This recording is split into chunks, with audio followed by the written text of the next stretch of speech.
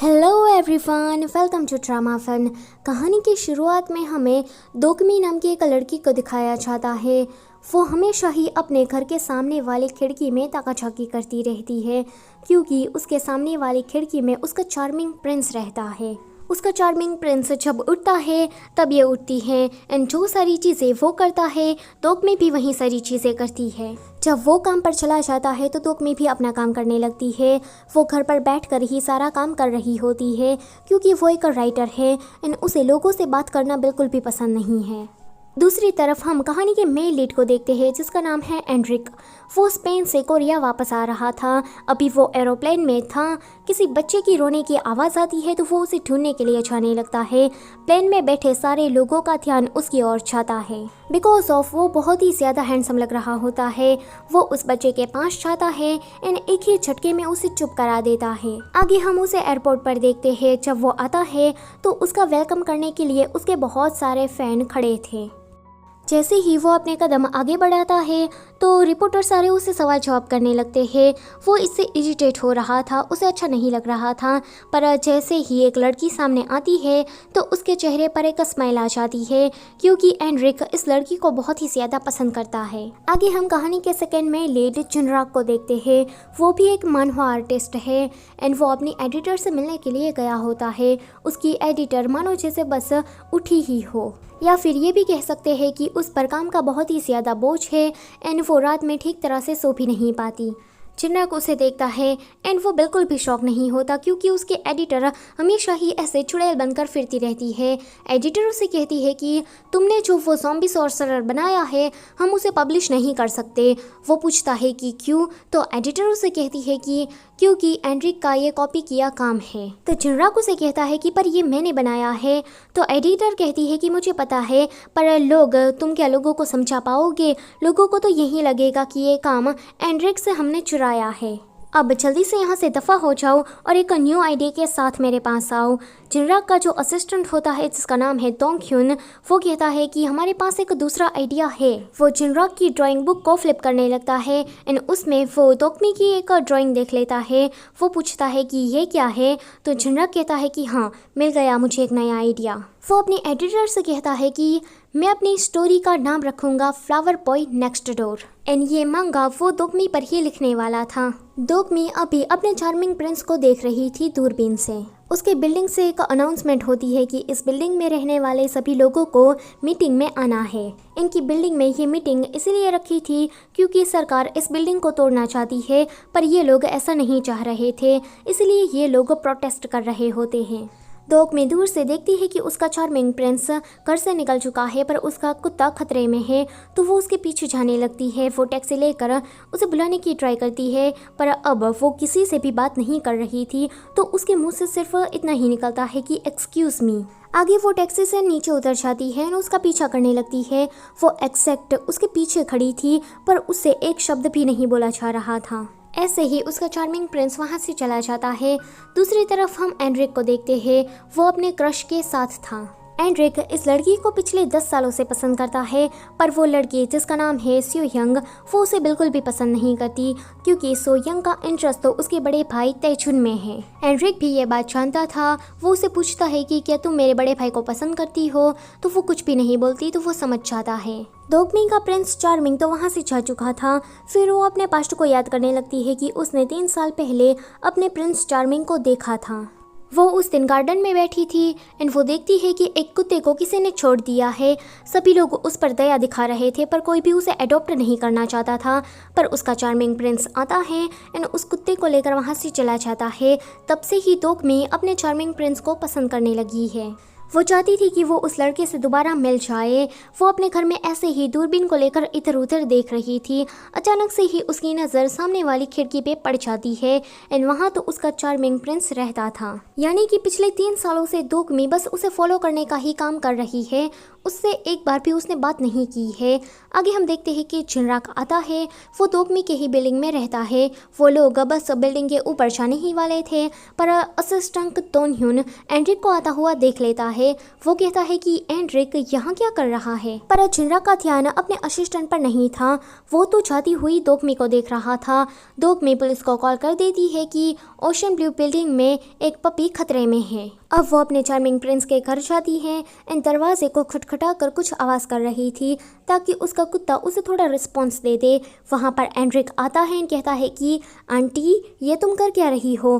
तो वो डर जाती है एंड वहाँ से पतली गली से निकल जाती है। आगे दोकमी अपने घर पर आ जाती है एंड दूर से ही अपने चार्मिंग प्रिंस के घर को देख रही थी। वहाँ पर एंड्रिक था। वो कहती है कि ये लड़का यहाँ क्या कर रहा है। एंड्रिक को कुछ गड़बड़ लगती है तो वो पीछे मुड़कर देखता है। दोकमी चुप जाती है।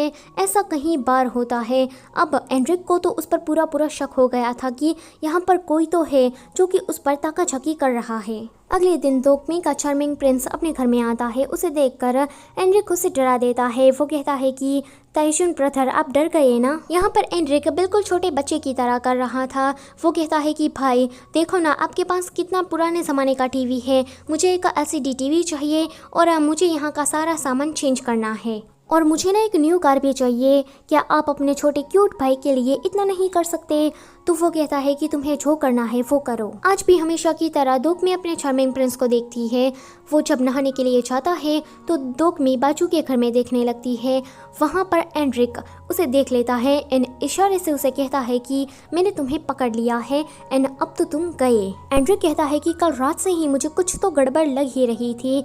यहाँ पर दोकमी बहुत ही ज्यादा डरी हुई थी। वो कहती है कि अब मैं क्या करूँ। एंड्रिक आता है दोकमी के घर पर एंड उसे बुलाने लगता है कि कौन है, जल्दी से दरवाज़ा खोलो। जब दोकमी दरवाज़ा नहीं खोल रही थी तो वो ज़ोर ज़ोर से बेल रिंग करने लगता है। दोकमी का ट्रॉमा फिर से स्टार्ट होने लगता है। वो याद करती है कि उसे दुनिया से नाता ही नहीं रखना है। लोग बहुत ही ज़्यादा बुरे हैं। वो अपनी ज़िंदगी में बहुत ही ज़्यादा खुश है। दोकमी यहाँ पर बहुत ही ज़्यादा डरी हुई थी।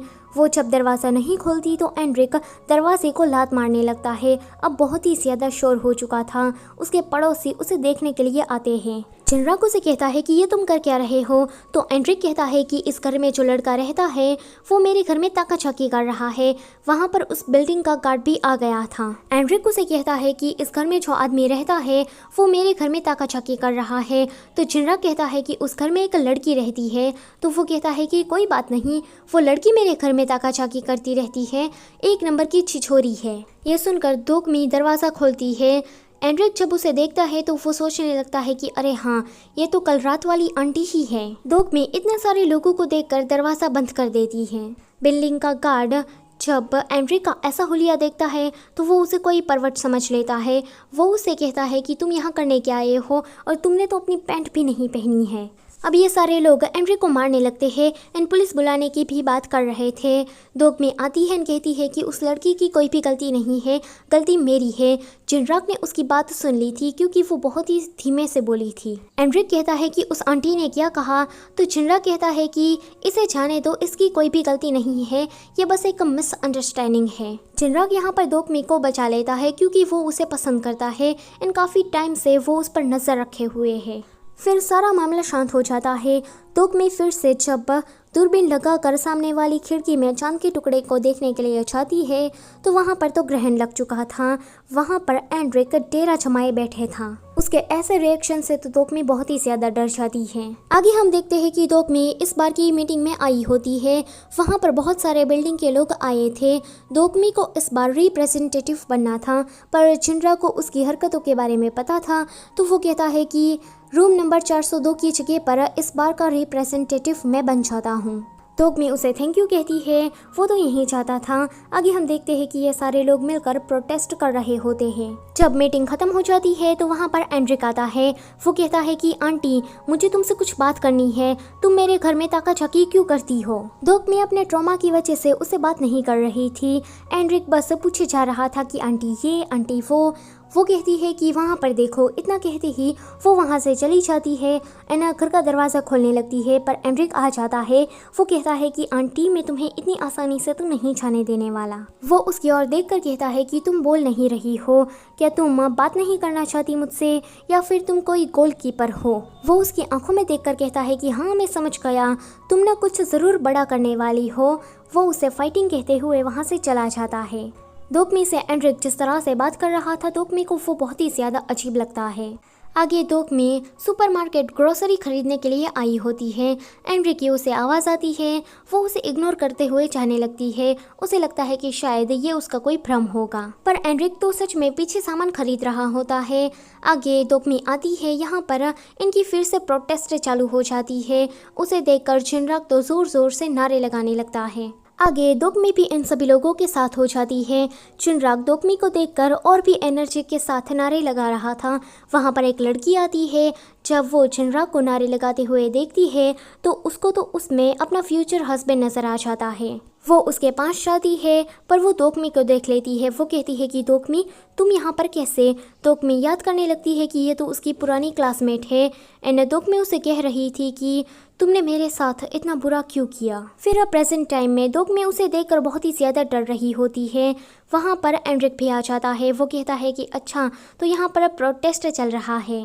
वो लड़की कहती है कि तुम कौन हो। तो वो कहता है कि क्या तुम इस आंटी को जानती हो। वो कहती है कि दोकमी को।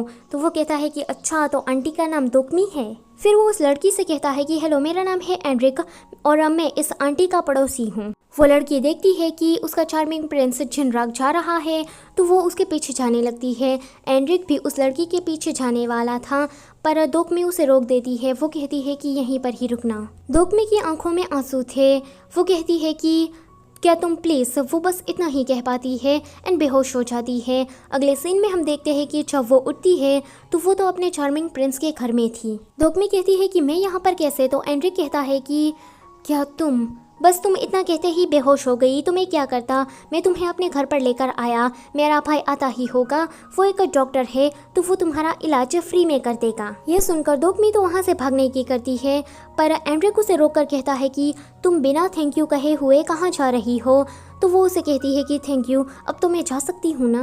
वो उसे फिर से रोक देता है। वो कहता है कि आने वाले मोमेंट मेरे लिए बहुत ही ज़्यादा दर्दनाक होंगे, तो प्लीज़ क्या तुम मेरा साथ दोगी। ये बात बहुत ही ज़्यादा वो सीरियस होकर कह रहा था। दोकमी उसकी ओर देख रही थी। वहाँ पर तैजुन आ जाता है। इसी के साथ एपिसोड नंबर 1 होता है यहीं पर ही ख़त्म। Don't forget to like share and subscribe. Thank you for watching.